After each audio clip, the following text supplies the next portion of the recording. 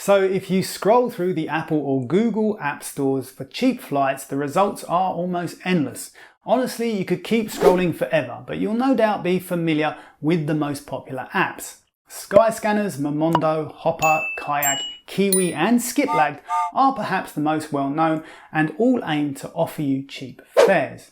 Then of course there's good old Google Flights, which although it's not an app, can easily be added to your home screen for quick access. So is any one of these apps better than the rest at finding cheap flights? Well, it just so happens that I want to take a trip from my hometown in Sydney, Australia to New York this September. So let's see which of these apps can find me the cheapest fare. And as a baseline, we'll start with Google Flights. So I'll pop in New York as my destination and then we can choose the dates we want to travel. Google, like all the apps I'm testing, has a very nice feature where they show you the variation in price for the period you wish to travel. So for example, you can see that I can save over $500 by flying on the 11th of September as opposed to the 1st. To make my trip worthwhile, I'll stay for about 2 weeks, so I'll choose this flight home on the 27th, which nicely makes my return fare $1,499 Australian dollars. I'll sort by price to make sure that this is the cheapest option and confirm the return journey. And there we have it. Google Flights has found me a return flight with Delta Airlines departing on the 11th, returning on the 27th for 1,499 Aussie dollars.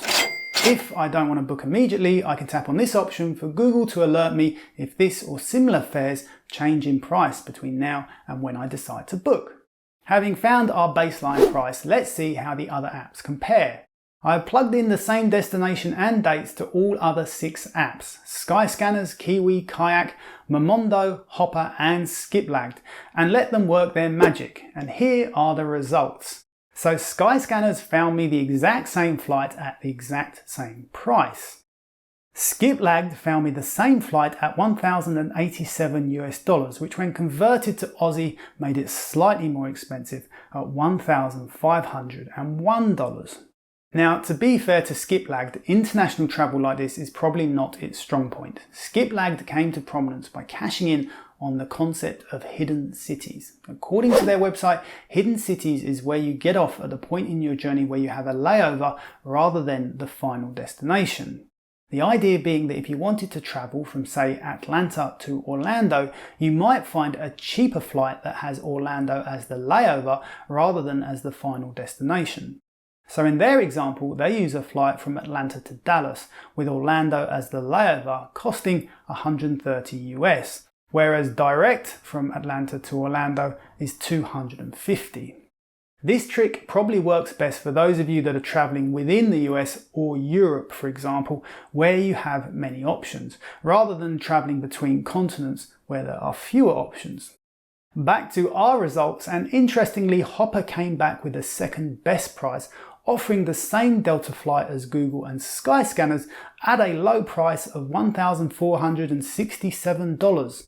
A saving of $32. Then there was Momondo and Kayak, who both came back with a different flight altogether, a Virgin Airways flight at 1,480 Aussie dollars. However, the cheapest of them all was Kiwi, who could get me to New York and home again for $1,383, albeit going the long way round via Singapore, Germany and Iceland. Now that does sound like a bit of a crazy journey, but to be fair to Kiwi, that's how they operate. Unlike all the other apps, Kiwi calculates your fare by splitting it up into its individual legs. This means that the different legs of your journey will usually be with completely different airlines rather than a single airline or partner airlines. Whilst this allows them to discover really cheap fares, it also means that your luggage isn't checked through to your final destination, so you'll need to keep rechecking in at each leg of your journey.